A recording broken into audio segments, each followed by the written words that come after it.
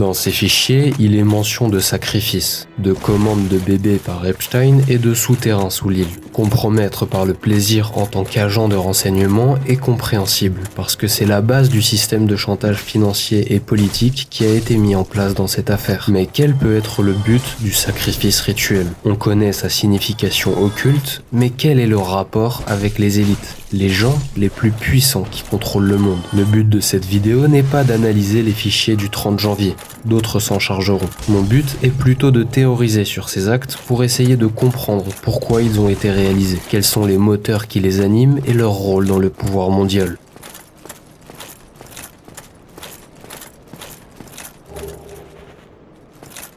Partons d'un principe.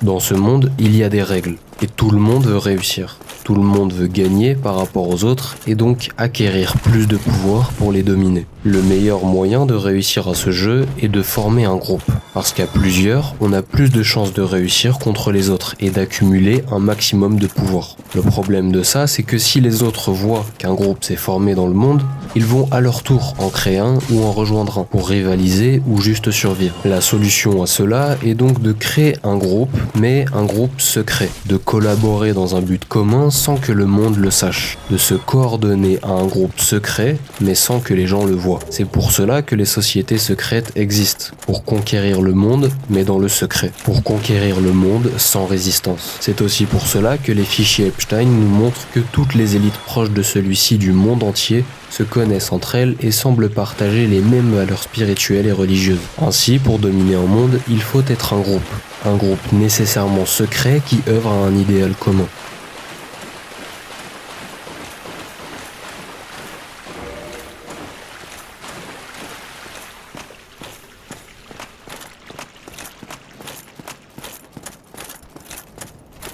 Parlons maintenant de synchronicité collective. Si vous voulez vous connecter aux personnes de votre groupe, vous devez créer un lien indestructible avec ces personnes pour créer une allégeance entre vous et détruire ainsi les chances de trahison. Il y a plusieurs moyens de créer de la synchronicité, par la famille, la religion, la race, etc. Et la source de synchronicité dont on parle aujourd'hui, c'est la transgression, le franchissement des barrières morales, des lois sociales et des tabous, la transgression.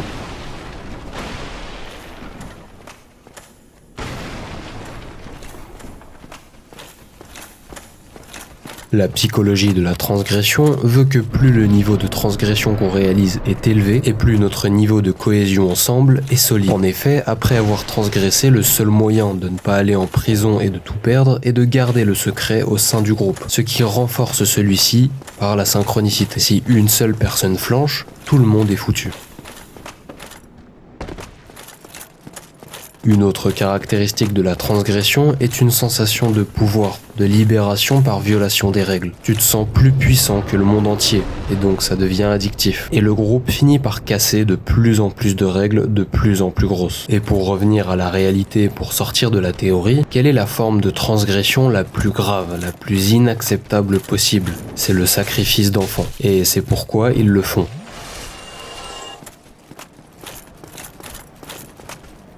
Maintenant, à ce stade, on n'a pas le choix d'aborder la spiritualité. S'ils le font, c'est aussi parce que leur religion et leurs croyances les autorisent et leur demandent de le faire. Sans rentrer dans le détail, quand ils le font, ils accélèrent la venue de leur vénération sur Terre. Ils se remplissent d'énergie divine et dans la logique, c'est un moyen de faire physiquement, dans un cadre occulte, ce qu'ils font au monde par le pouvoir et la domination financière et politique. Mais on ne va pas aller plus loin. Tout est déjà documenté et c'est pas le sujet dont je veux parler aujourd'hui.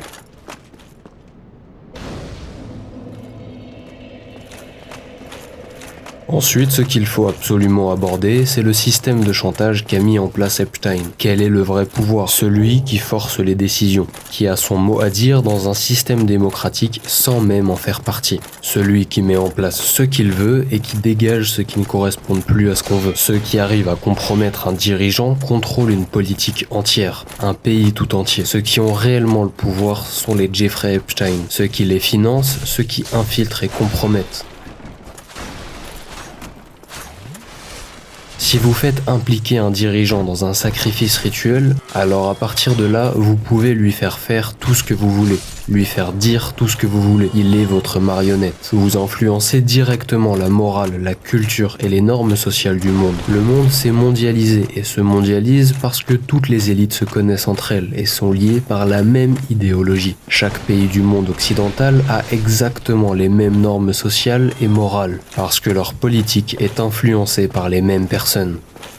Finalement, qu'un sacrifice soit réalisé dans un cadre spirituel ou non, il s'inscrit dans une démarche de contrôle, de pouvoir par synchronicité et compromission dans un objectif commun.